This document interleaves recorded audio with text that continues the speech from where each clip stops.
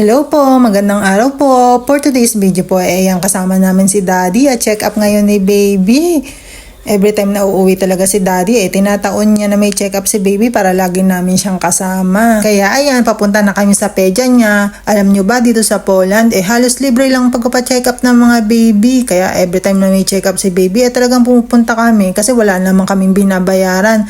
Yan ang maganda dito sa Poland, maganda ang health insurance. At maliban sa libreng pagpapa-check up meron din silang 800 zloty na nare-receive sa gobyerno. Nasa 10,000 peso din yun. Malaking bagay din para din sa anak namin at para sa savings ni Baby. At sabi ni Josawa makaka-receive daw si Baby noon hanggang 18 years old. At sa pag-aaral naman, kung ano naman yung iisipin namin, libre naman daw pag sa public unless na lang kung magpa-private ka. Kaya nga since nung pinanganak si Baby, talagang may pera na siya at hindi namin ginagalaw yun. Kaya patawad sa mga manghihiram o nangungutang o nanghihingi man, pasensya na kayo kasi may anak na ako at nilalaan ko talaga yun para sa anak ko. Huwag kayong mag-alala kapag ako'y nagkatrabaho na uli, malaya na ulit kayong makakahingi sa akin. Hindi naman kasi ako yung tipong morket may apam, talagang bigay dito bigay doon. At alam nyo ba, hindi naman din talaga ako konsentidor, lalo na sa pamilya ko, na porket may apam ako, talagang manghingi hanggat gusto nila. Mabait si Josawa at ang buong pamilya niya, pero never kong kinukonsente yung mga ganung bagay. Ayoko sa lahat talaga ng ganun. Gusto ko yung kusang nagbibigay. Kaya nga sinasabi ko lagi sa pamilya ko maghintay kayo na bigyan kayo ng kusa at huwag kayong manghingi at nakakahiya din naman. Kaya sana lang naman sa mga taong judgmental huwag kayong ganun. Hindi nyo din naman alam kung paano pinaghihirapan ng tao yung pera. At sa totoo lang ang tagal ko rin naman naging OFW kaya alam ko sa sarili ko kung paano ko rin pinaghihirapan yung pera. Yung tipong hindi lang napagbigyan sa gusto madamot na raw. Wag naman sanang ganun. Yung tipong may manghihingi sa'yo habang nasa ospital ka at kapapanganak ko pa lang sana naman may konsiderasyon din naman. Parang awa nyo naman. This time, bigyan nyo naman ako ng pagkakataon para sa sarili kong pamilya. Yun lang naman ang pakiusap ko, diba? At sabi ko naman sa inyo, pag nakaraos na't medyo malaki-laki na yung anak ko, makakatulong na ulit ako sa inyo. Kaya hinay-hinay lang sa paghingi at hindi naman magdadamot pag meron. Ako lang talaga yung tipong ayokong sinasamantala si Josawa at hindi naman ako ganun. Gusto ko talaga pinaghihirapan ko din yung mga bagay na pinamimigay ko. Marami din kasi nagme-message sa akin na marangya na raw ang buhay ko. Sa totoo lang naman yung Josawa ko responsable lang talagang tao at ang buong pamilya niya na ibibigay niya lahat ng pangangailangan namin mag-ina. Hindi ko naman masasabing mayaman o mahirap kami pero sa totoo lang lahat ng pangangailangan namin walang problema sa buong pamilya ni Josawa. At sa umpisa pa lang talagang kinausap na nila ako na wala akong iintindihin kundi ang anak ko lang at ang sarili ko lang. Yung tipong hindi ko kailangan puwersahin ng sarili ko para magtrabaho at kumita ng pera para sa amin habang maliit pa si Baby. Pero parang wala na rin nga yata akong chance magtrabaho kasi nga ang gusto rin ni Josawa sundan agad si Baby.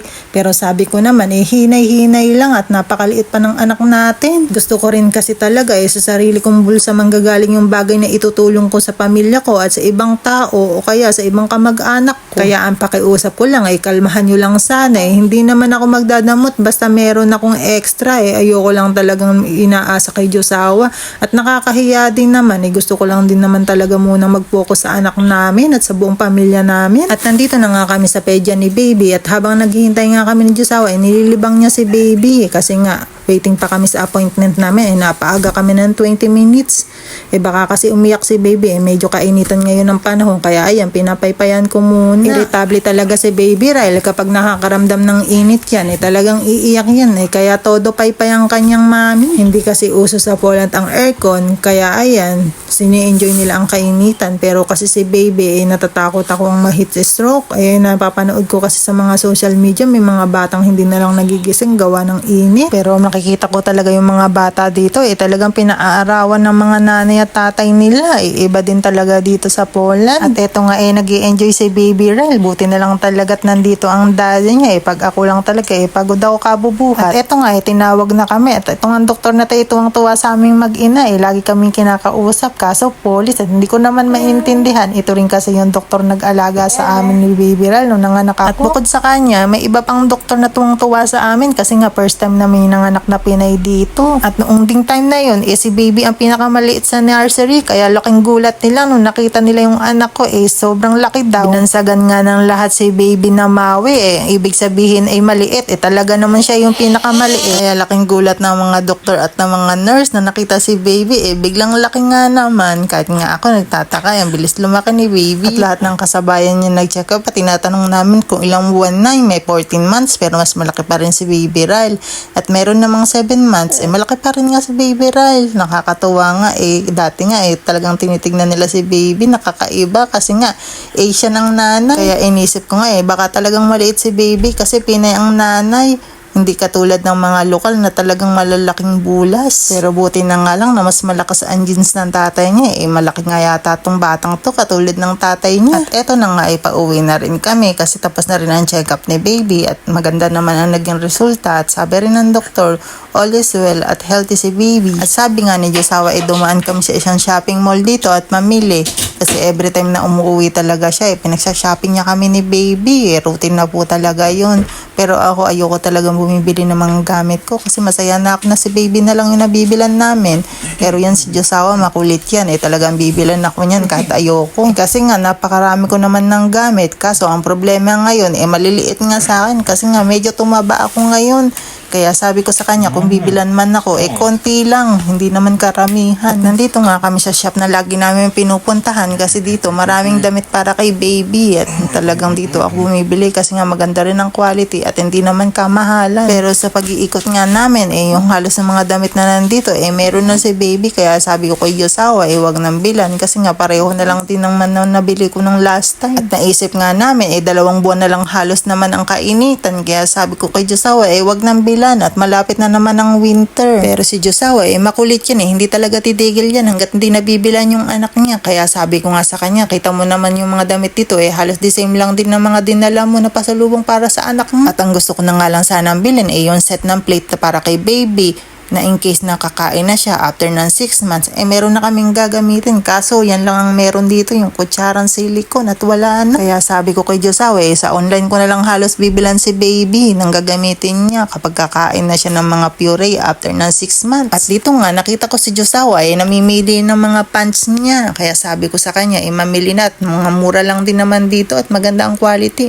Kasi nga si Josawa, hindi niya rin alam ang brand na to, kaya hindi rin siya bumibili dito. Kaya sabi ko, bilhin niya yung gusto niyang bilhin dito at mura lang din naman kasi. Pero sabi niya umikot-ikot daw ako, tingnan ko kung ano mabibili ko para kay baby, kaya yun ang ginawa ko. Kasi nga hindi rin naman papayag yan si Josawa hanggat hindi ko nabibilan ng kung anong gamit man ng para sa anak niya. Kaya pilit kong umikot-ikot kung ano man yung makikita ko. At habang nag-iikot nga ako nakita ko si Josawa mukhang nag-i-enjoy sa pamimili kaya kinuha ko na si baby para makapamili naman siya ng maayos. Sabi ko nga sa kanya bumili siya ng mga short kasi kailangan niya yun. Ilan lang din naman yung mga short niya at yung iba maliliit na. Hindi kasi ito yung brand ng mga damit niya kaya ayaw niya rin halos mamili. Kaya sabi ko sa kanya pumili na rin siya kasi maganda naman yung quality. Gusto niya rin talaga pag namimili siya ng mga damit yung mga matatagal niya nagagamit. Nakumbinsi ko rin naman si Josawa kaya ayan, nakapag-shopping nang wala sa plano at marami-rami rin siyang nabili. At sabi nga rin niya mamili daw ako ano yung gusto ko pero sa totoo lang ayoko talagang bumili ng mga gamit. Pero ayan, umikot-ikot na lang din ako pero ang gusto kong hanapin para lang din sa anak ko. At tumingin na nga lang din ako para mapagbigyan ko si Josawa pero sa totoo lang tinignan ko lang naman din yung mga damit dito at hindi rin naman ako namili kasi nga ayoko talaga. Pero sa totoo lang magaganda rin talaga yung mga damit dito wala lang talaga ako sa mood mamili at ayoko talaga.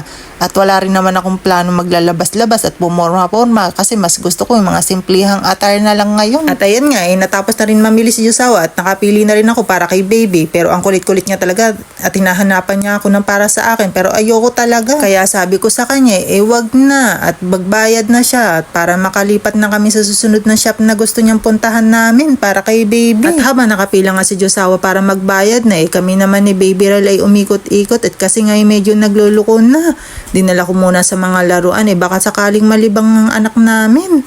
Inisa-isa ko nga sa kanya yung mga laruan dito para lamang malibang at matuwa siya. At yan nga sobrang nagustuhan niya. Kaya sabi ko kay Josawa bilhin na rin. Kaya binigay ko kay Josawa. Hindi ko nga muna pwedeng mapahawakan sa kanya kasi nga marumi pa at ma-fiber. Kaya sabi ko kay Josawa ilalaban ko muna bago ko mapalaro sa kanya. Pagkatapos nga na mamili sa shop na to lumipat na rin kami sa susunod na shop na gustong puntahan ni Josawa. At dito nga nagutom na si baby. Kaya kahit dito pinadede ko na. Wala rin naman kami napili para kay baby. Kaya ang labas si daddy. Ako ang pinamili. Bale, ito po yung shopping namin kahapon. So, ito si Josawa. Bumili siya ng 3 na to pang work. Ang ganda ng quality niya. Ang brand niya is Sinsay. Doon lang kami madalas bumibili kasi nga mura. Tapos maganda pa yung quality. Sulit na sulit yung pera mo. So, ayan. Yung binili ni Josawa. Pants lang din siya. Kasi nga, mas komportable daw siya kapag nasa work na ganito yung suot niya. So, ayaw niya nga sanang bumili. Pinabili ko na. Kasi nga, ang gusto niya, bibilan lang namin si baby. So, ayan. Pinabili ko na siya ng ganyan. Tapos bumili din siya isang t-shirt. Tapos, ito naman po yung sa akin. Binili ni Josawa. Ayaw ko sanang pabili kasi nga, marami naman akong gamit. Kaso, ayaw niyang pumayag. Siya rin naman ang namili na to. So, ito, leggings. Isa lang naman. Tapos, mga t-shirt, kasi nga maliliit na sa akin yung mga t-shirt ko. Binila niya ako ng mas bigger size, medium. Medium size. Mura lang naman to guys. Kasi doon, ang presyuhan lang naman. Iba sa ibang shop pala niya ito nabili. Ayan. Mga panlakad-lakad. Tapos ito, nagustuhan ko to. Kaso small to. Trying hard lang ako pagkakasyan ko kasi nga gustong gusto ko yung kulay. Tapos, ang ganda niya. Tsaka maganda lang yung tela niya, oh. Ayan. Pan-summer talaga. So, ayan yung sa akin. Tapos, kay baby. Ito yung toys. Gustong gusto niya to. Tuwan-tuwa siya dito. Tapos, binilang ko siya ng shorts. Ang cute. Tapos, another shorts. Ito. Ayan. Saan pa ba yung binili ko? Tapos, ito rin. Pwede niyong suotin kapag papacheck up kami. Terno lang siya. Terno siya. So, ayan. Tapos, ito pa yung isa. Wala kaming plano mamili, kaso may nakita nga kami. Ito, nakitan talaga ako dito para kay baby. Magagamit niya kasi ito pag nagpa-check up kami, oh. Cute siya. Tsaka bagay ito sa kanya. So, ayan lang, guys. Yan lang po yung nag-shopping namin kahapon. So, thank you po sa panonood nyo.